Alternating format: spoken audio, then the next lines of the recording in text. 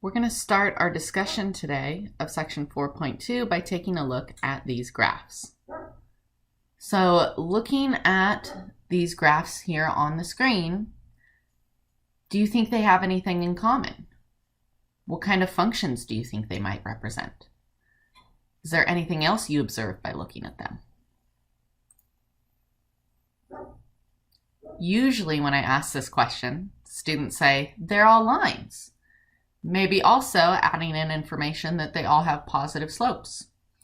There's a couple other things you might guess as well. Without knowing the equations for these functions, you don't know what they are. In fact, we're so zoomed in. Look at the horizontal and vertical axis labels here. These values are very, very small. We're very zoomed in. We don't even know for sure if they're functions. So let's zoom out and see what's actually happening here. Look at that.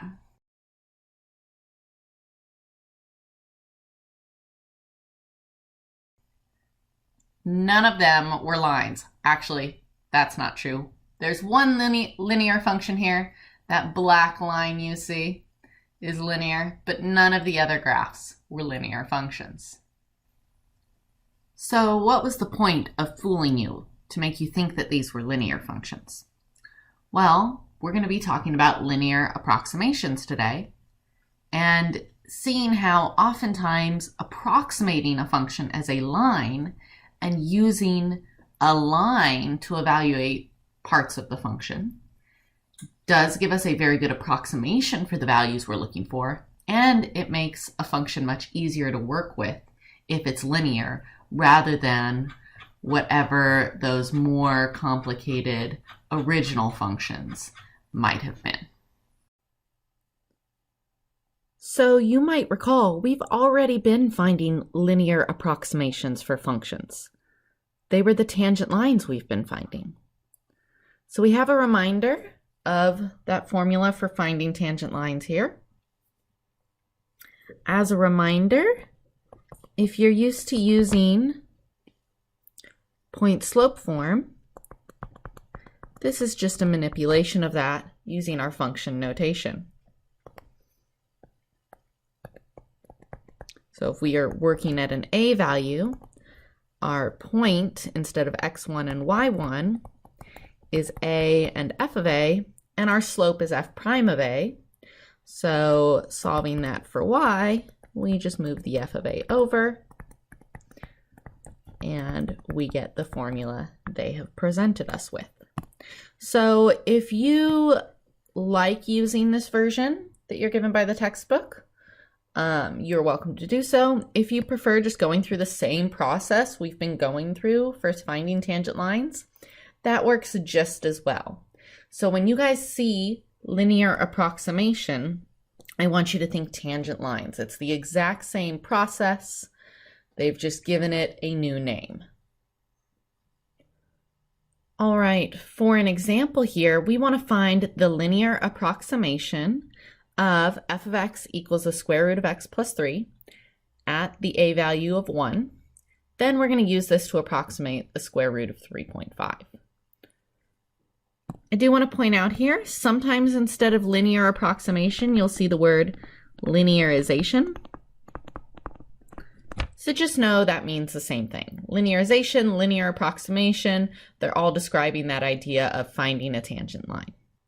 So we get started by taking the derivative of the function we're given.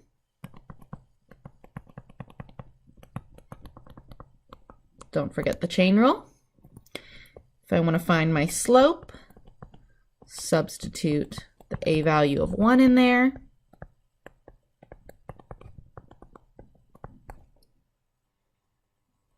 Now I'm skipping a couple steps. Make sure to pause the video, fill in those gaps if you need to, come back and check your work. We're also going to need f of 1 as that y value to use. And then remember, you can use the version that they provided you with, or you can work through the same steps you're used to with point slope. So I brought in this version. Remember, you can work through finding this using whatever steps make the most sense for you. as we discussed earlier. Substituting those values we found and simplifying, we end up with 1/4 x plus 7/4. And a lot of times you will see these written as L of x equals rather than y equals. And that L of x is just there to remind you that this is that linear approximation function. Now let's say I wanted to approximate the value of the square root of 3.5. We don't have a calculator handy, so we need to find some other way of approximating it. Well, that's where this linear approximation function comes in. We're going to use that. So here's what I do not do. I do not just substitute 3.5 into my linear approximation. That would be wrong, because what we're trying to say here is that L of x is approximately my original function f of x. This line is supposed to be really similar to the original function whenever I'm near the a value they gave us. So those look really similar just near that a value of 1. And the square root of 3.5 isn't what I get when I plug 3.5 into that original function. So if I do f of 3.5 and substitute that, that's the square root of 6.5. That's not the same approximation I'm looking for. So we don't just substitute the value that it looks like they're giving us. We have to do a little manipulation first. So here's the information we do have. And this is what's really key. The linear approximation is close to the original function. Anytime we are substituting a value near 1 or that's close to 1. So what we need to do is we need to look at the square root of 3.5 and see what that looks like as a value being substituted into the original f function. So remember, the original f function was the square root of x plus 3. So the square root of 3.5 is 3 plus what number? It's 3 plus 0.5. So that's the x value that is substituted into my f of x function. So the square root of 3.5 is what I get when I substitute 0.5 into my f function. Now you have to ask yourself, do you believe that's close enough to 1 that it's okay to use the linearization? And that question is a little subjective. It depends on how close we really want our approximation to be, but I would say it's close enough here. Substituting something like 10 rather than 0.5 would probably be safe to say that's not nearly close enough to use this approximation. In that case, you'd have to go through a whole new approximation, find a different linear function for a different a value. Coming back to our problem now, we know that the problem is asking us to approximate f of 0.5, so that's approximately L of 0.5. So I can substitute that into my linear approximation. And instead of 0.5, I'll use a half. I'll stick to fractions.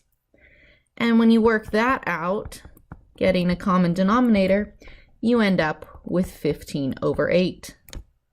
And if you did really want to switch that back into decimals, you could do a little bit of division, 1.875. So what we can say now is that the square root of 3.5 is approximately 1.875 or 15/8. If you wanted to, you could grab a calculator and compare to the real value of the square root of 3.5, and you'll see we're not too far off. Here we can take a look at the two functions on a graph. You can see the original f of x square root function, as well as our linear approximation. Now remember, we had to substitute the value of 0.5, and you can see just how close that linear approximation is to the original function at 0.5. They're nearly indistinguishable, so that's a very good approximation. I mentioned earlier that substituting a different value, for example 10, way over here on the far right side of the graph, those are not very good approximations. The two functions are not very close to each other. So we're always going to be using a linear approximation to approximate near that a value we were given, like we did in this example.